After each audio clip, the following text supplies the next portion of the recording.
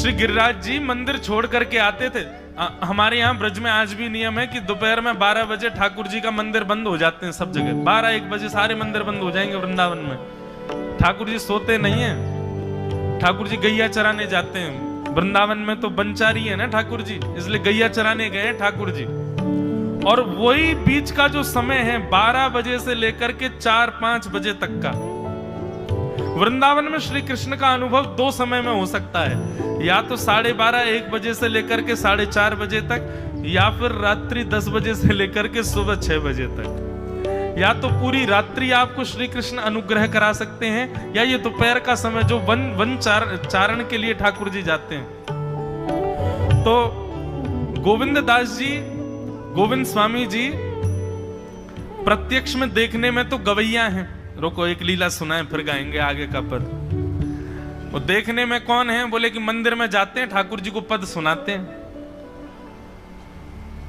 लेकिन उनकी अंतरंग इशारे चलते थे ठाकुर जी के साथ। जैसे ही गोविंद दास जी पद गाते थे, गुसाई जी श्रृंगार करते थे ठाकुर जी का, गोविंद दास जी पीछे खड़े खड़े पद गाते थे। तो जैसे ही गुसाई जी श्रृंगार करते करते थोड़ा श्रृंगार लेने के लिए नेक दूर जाते, ठाकुर जी ऐसे खड़े खड़े नीचे से एक मोती उठाते, मोती उठा के ये मारते टक के गोविंद दास के सिर पे। और जैसे ही गोविंद दास के सिर पे लगती, गोविंद दास कहते माने ना दारी की तो बताऊं, रुक जा। जैसे ही वो मोती लेकर के वापस गोविंद दास मारते, तब तक गुसाई जी वापस आ जाते। और गुसाई जी के आते ही वो मोती ठाकुर जी की जगह गुसाई जी में जाके लग जाता। गुसाई जी कहते हे गोविंदा, तू ठाकुर जी को मोती मार रहा है? गोविंदास बोले मेरो माथो देखियो, ये गुम्माटो फूल को ये आपके लाला ने मारो मोए। आपको लाला ऊधम मचावे वो ना दिखाई दे आपको, और मैं नेक कछु कह दूं सो मुंह पे चिल्ला रहे हो, मुंह पे बरस रहे हो, या समझा लो बहुत ऊधम मचावे ये। ऐसी लीला करते। गुसाई जी के नेत्रों में आंसू आ जाते। बोले गोविंदा तू कितनो भाग्यशाली, तेरे संग ठाकुर जी लीला करें। गोविंदास के साथ ऐसी ऐसी लीला करते महाराज। एक बार ठाकुर जी गोविंदास से बोले ए गोविंदा, बोले हाँ मेरो दाल बाटी खावे को मन हेरो है। आप लोग दाल बाटी जानते हैं? महाराष्ट्र में खाते हैं दाल बाटी हैं? राजस्थान की बढ़िया, राजस्थान हमारे ब्रज में खूब खाते हैं दाल बाटी चूरमा, जो खाए सो सूरमा। तो दाल बाटी चूरमा ठाकुर जी बोले ए गोविंदा, ऐसे ही बोलते थे, बोले मोए दाल बाटी खानी है। गोविंदास बोले 56 भोग बनते हैं रसोई में। अपरस में मुंह पे पट्टी बांध करके महाराज रसोईया बनाता है। अपरस में यमुना जी का जल आता है वहां से, वृंदावन से, उसके जल में सुंदर प्रसादी बनती है। इतने सुंदर शुद्ध भोजन को छोड़ के यूं कह रहे दाल बाटी खानी है। ठीक है मैं आज बोल दूंगा रसोई घर में बनवा देता हूं। बोले ना रसोई की ना खानी तो? बोले तेरी कदम खंडी में आऊंगा। गोविंदास जी जहां बैठ करके भजन चिंतन करते थे, मंदिर से थोड़ा दूर था, सुंदर वन था गिरिराज जी में। बोले मां आऊंगो और वहीं पे तू कंडा, वही गोबरी कंडा में बना, और कंडा में बना के तैयार कर, मैं आऊंगा वहीं खाऊंगा। गोविंदास जी बोले यहां सब लोग आपको मंदिर में पूजने आते हैं, आप यहाँ पे भगवान हो, ऐसे कहीं खाने पीने आओ। बोले कोई को पता थोड़ी चलेगी, मैं आ जाऊंगा, तू चिंता मत करे, तू सुन तैयारी कर ले, आज मैं तेरे यहां आके प्रसाद पाऊंगा। गोविंदास जी चुपचाप मंदिर से भाग गए, किसी को बताया नहीं। किसी को पता थोड़ी कि ठाकुर जी ऐसे बाहर भी चले जाते हैं, सबको लगे अंदर ही रहते हैं ये। गोविंदास जी दौड़ करके गए, बढ़िया कंडा में बढ़िया उपले उपले लगा करके महाराज बाटी बनाई, दाल चढ़ा दी, सुंदर ठाकुर जी आएंगे पाने। एक पंथ दो काज, ठाकुर जी को 2 लीलाएं एक साथ करनी थी। एक तो गोविंद दास के संग सुख लेना है, और एक झाड़ू लगाने वाला गिरिराज जी की तलहटी में झाड़ू लगाता था, उसको मंदिर में प्रवेश नहीं करने देते थे लोग। तो वो बेचारा बाहर खड़ा खड़ा ही दर्शनार्थियों से पूछता था कि ठाकुर जी दिख कैसे रहे हैं, मुझे ये बता दो। दर्शनार्थी आकर के बताते थे नीली ठाकुर जी ने बाघा पहना है, गले में मोतियों की माला है, मकराकृत कुंडल है, ऐसा टिपारा ठाकुर जी के सिर पर रखा है, और ऐसा ठाकुर जी का श्रृंगार है। तो वो बाहर खड़ा खड़ा नेत्रबंद करके सुन सुन करके ही अपने चित्त में एक झांकी बना लेता था, और मन में सोचता था ऐसे दिख रहे होंगे ठाकुर जी। पर रोज प्रार्थना करता था, नाथ मुझे लगता है इस जन्म में तो आप मुझे कभी नहीं दिखोगे, भगवान इस जन्म में तो मैं आपके योग्य नहीं हूं, पर मेरे पर बस इतनी कृपा कर दो कि अगला जन्म मुझे दीजिएगा तो कुछ नहीं तो चेंटी बना देना, तो चेंटी बन करके मैं आपके 56 भोग में ही आ जाऊंगा, भीतर आके आपका दर्शन कर लूंगा, लेकिन मुझ पर अनुग्रह कर देना। ठाकुर जी उसके इस भाव से इतने रीझ गए। गोविंद दास को बोला था कि दाल बाटी खाने आएंगे, अब मंदिर बंद करके सब तो चले गए वहां से, सब लोग भोजनालय में भोजन प्रसाद पाने लगे। ठाकुर जी मंदिर से निकले अचक करके बाहर, गिरिराज पर्वत के ऊपर विराजते थे। जैसे ही बाहर निकल करके आए तो गिरिराज पर्वत के नीचे ही वही झाड़ू लगाने वाला उन नेत्रों से आंसू बह रहे थे। ठाकुर जी का चिंतन कर रहा था, आज ठाकुर जी ऐसे दिख रहे हैं, आज नीली पोशाक पहनी है, सिर पर चांदी का मुकुट पहना है, ठाकुर जी ने आज गुलाब का इत्र लगाया है, ठाकुर जी के ऐसे ऐसे मकराकृत ठाकुर जी के कटाक्ष, वो सब चिंतन कर रहा था। ठाकुर जी नीचे उतर करके जाने लगे, इतने में ही ठाकुर जी ने लीला करी और जोर जोर से ठाकुर जी चिल्लाने लगे, अरे जल्दी ते आइयो, देखियो मेरे पाम में कांटो लग गयो, अरे जल्दी ते कोई आओ या कांटे को निकारो, मुझको तो बहुत दर्द है रो है, अरे भैया जल्दी आओ जल्दी आओ। अब ये स्वर जैसे ही सुना उस झाड़ू लगाने वाले ने, उसके नेत्र खुल गए, उसने देखा, बोले कि ये स्वर कहां से आ रहा है। उसने जैसे ही नेत्र उठा करके ऊपर देखा तो नीला बाघा पहना है, मोतियों की माला पहनी है, मकराकृत कुंडल पहना है, चांदी का मुकुट चमक रहा है मस्तिष्क पर, ठाकुर जी के केश घुंघराले लहरा रहे हैं और ठाकुर जी अपनो एक पाम हाथ में पकड़ करके और एक पैर पर लंगड़ी जैसे खेलते हैं ऐसे ठाकुर जी कूद रहे हैं यहां से वहां। नीचे से झाड़ू लगाने वाले लगे, अरे ऐसा पुरुष तो मैंने जीवन में कभी नहीं देखा, ये कैसा पुरुष है। नीचे से ही ठाकुर जी को देखने लगा, अब स्वरूप उसको पता था तो उसने कही ये जरूर ठाकुर जी होंगे, वहीं से प्रणाम करें। ठाकुर जी बोले प्रणाम कर रहा, दारी के जल्दी ऊपर आ, कांटो लगो मेरे पाम में या को निकार। बोलने लगा, बोले मैं ऊपर नहीं आ सकता, गुसाई जी मारेंगे, सब लोग डांटेंगे मुझे। अरे नहीं गुसाई जी ऐसा कुछ ना कहें, ये सब तो बाहर के लोगों ने नियम बना दिए, मैं तो सबसे मिलूं, तू आजा जल्दी ऊपर। जैसे ही ऊपर गया, ज्यों-ज्यों ठाकुर जी के समीप जाए त्यों-त्यों उसके नेत्र सजल होते जाएं। ठाकुर जी के बिल्कुल समीप पहुंच गया। भगवान बोले, देख काई को रो भैया, जल्दी कर, मेरे पाम में कांटो लगो या को निकार।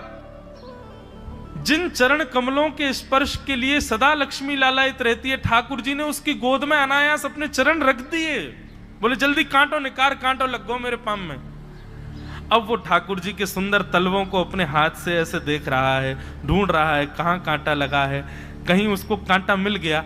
अब इतने कोमल चरण ठाकुर जी के, उसके नेत्रों से आंसू भी गिरते जा रहे हैं, भाव विह्वल होता जा रहा है। मेरे सौभाग्य की सराहना, ठाकुर जी के इतने समीप। कांटा निकालने के लिए बार बार अपने अंगूठे से खींचे लेकिन कांटा नहीं निकले। ठाकुर जी बोले, अरे जे हाथ पे ना निकलेगो। उसने पूछा कैसे निकलेगा? बोले अरे मेरो पाम पकड़ के अपने मुंह के पास ले जा और दांतन से निकाल, तब निकलेगा ये। आहा, कितनी कृपा की ठाकुर जी। कृपा की न होती जो आदत तुम्हारी, तो सूनी ही रहती अदालत तुम्हारी।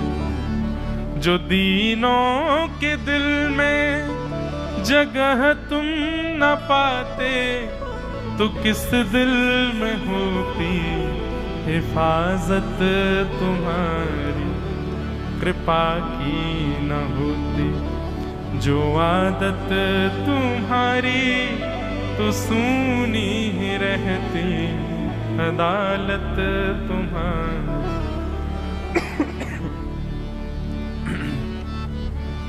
कितनी कृपा। उसने कांटा निकाला मुख से। ठाकुर जी बोले अब चल, मुंह से चलो ना जा रहा। गोविंद दास ने अपनी कदम खंडी में दाल बाटी बनाई है, मुंह ले चल वहां पे। बोला कैसे लेके चलूं? बोले तेरे कंधान पे बैठ जाऊंगा मैं। और ठाकुर जी ने अपने दोनों पांव ऐसे लटका लिए उसके यहाँ पे और सिर पकड़ करके उसके ऊपर ही बैठ गए। बोले चल ले चल मुंह को। वो तो महाराज बेहोशी सी हो रही है, उसको विश्वास ही नहीं हो रहा ठाकुर जी मेरे संग इतनी बड़ी लीला कर रहे हैं। गोविंददास की कदम खंडी में पहुंचने से पहले उस बालक ने ठाकुर जी के, ठाकुर जी गोविंददास जी मुझे बहुत मारेंगे, अगर उनको पता चल गई मैंने आपको छू लिया है तो मुझे बहुत डांटेंगे, आप एक काम करो अब यहाँ से आप पैदल चले जाओ, मैं यहीं खड़ा हूं। ठाकुर जी बोले यहीं खड़ो रहियो, तेरे काजी दाल बाटी लेके आऊंगा मैं। ठाकुर जी पहुंच गए गोविंददास के पास। आहा, जो ठाकुर जी अचल दिखते हैं सबको मंदिर में, वो सचल दिखते हैं गोविंददास को। कितनी बड़ी कृपा। गोविंददास के यहाँ ठाकुर जी पहुंच गए और पहुंच करके ठाकुर जी बोले चल गोविंदा जल्दी खवा, मुझको तो बहुत जोर की भूख लगी है। गोविंददास बोले हाँ हाँ बिराजो। सुंदर व्यवस्था कर दी। ठाकुर जी बैठ गए और बैठ करके सामने पत्तल पर महाराज बाटी रखी, दाल रखी, चूरमा रखी, चटनी रखी, सब बढ़िया सुंदर सजा दी। अब ठाकुर जी पा रहे हैं, प्रेम से पाते जा रहे हैं और पाते पाते बीच में कहे और ला, और जल्दी ला, जल्दी ला, भूख लग रही है मुझको। गोविंददास बोले पहले इनको तो खाए लो। अरे ना है तू जाने ना है मंदिर में मेरे भूख कैसे लगे, थाली में 2 रोटी और ये सब्जी, इनते मेरा पेट थोड़ी भरे, मेरे सामने तो सबरी सामग्री धर दो, मेरा जो मन होगा मैं उठा उठा के पाए तो जाऊंगा। अरे गोविंदा जल्दी जल्दी लेके आ। अब गोविंददास जी पीछे मुड़ करके बढ़िया सुंदर बाटी वाटी सेके। इतने में ठाकुर जी क्या करें, एक बाटी तो खा जाएं और दूसरी बाटी उठा के अपनी जेब में धरते जाएं। वो संग आयो वाक्य काजी लेके जानी है। अब तुम्हारा ठाकुर जी खाते जाएं भरते जाएं, खाते जाएं भरते जाएं। गोविंददास बोलो ठाकुर जी ये तो मैं मानूं कि आपकी खुराक बहुत है, पर इतनी ज्यादा है ये मुझको विश्वास नहीं है रो है। क्यों हैं 56 बाटी खा गए हो अब तक आप? अरे कोई तुक ना है, पेट है कि समुद्र है, कुआ है, कहा है आपको?